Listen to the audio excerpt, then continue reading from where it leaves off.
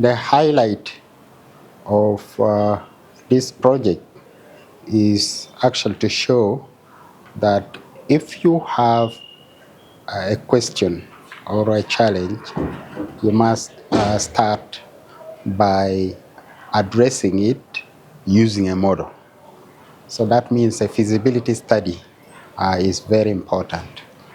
And in this case, we were just looking at the local community in the countryside or in a society which is most affected, but in most cases access to services, including in this case screening or even vaccination, as was presented in the study, was challenging.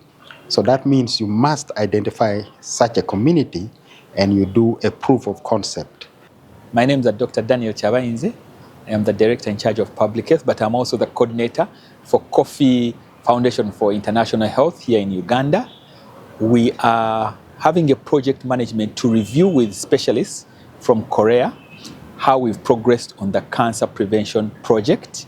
One of the key things we are talking about is how to teach the parents, first of all, to bring their children for HPV vaccination between the age of 9 and 12 before they are sexually active, so that they prevent getting this infection. Because this infection, when it persists in young girls, it causes cancer of the cervix.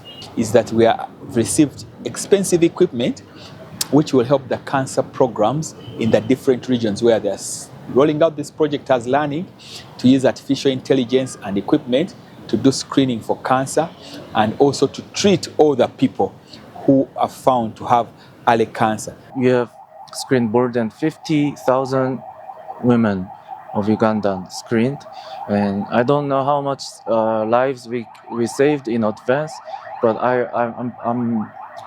our goal is to urge the Ugandan government to adopt this pilot program, cervical cancer screening program, to be nationalized.